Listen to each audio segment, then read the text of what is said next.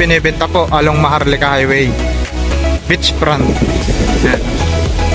Ayan po, operation na po ito. Ayan, 1,000 square meter po ito ang lawak. Kompleto na po siya. Ayan, meron na pong tangke ng tubig siya. Tapos CR to. Ayan. Sakto pong 1,000 square meter. Ayan po, napakaganda po nito, tabing kalsada.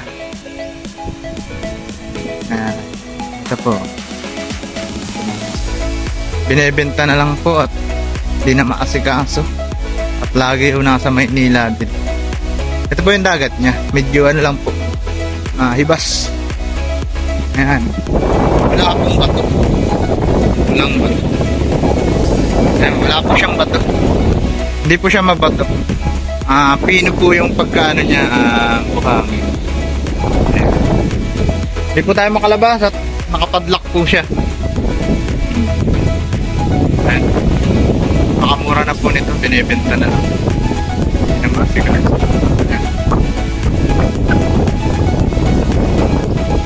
1,000 square meter. Ready for operation.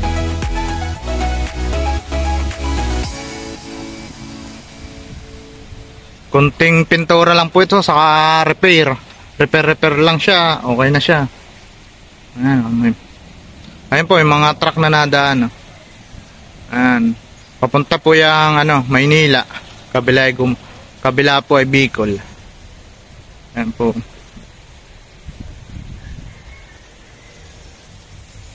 May puso din, may puso, source of tubig, may CR, may isang niyog.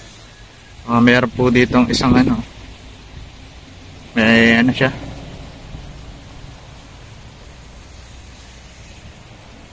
Ayan po, okay na po. Ito po yun, titingnan po natin yung loob ng kwarto. Ayan po, ito po yung caretaker niya. Ayan po, malinis po siya. Napakaganda po.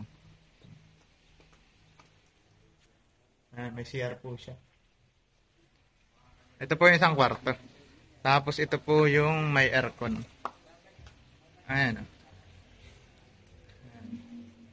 Ayan po, may aircon po siya.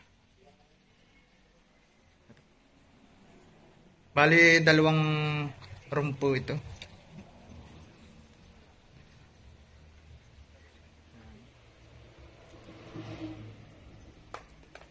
Ito po yung labas. Ito yung labas ng property.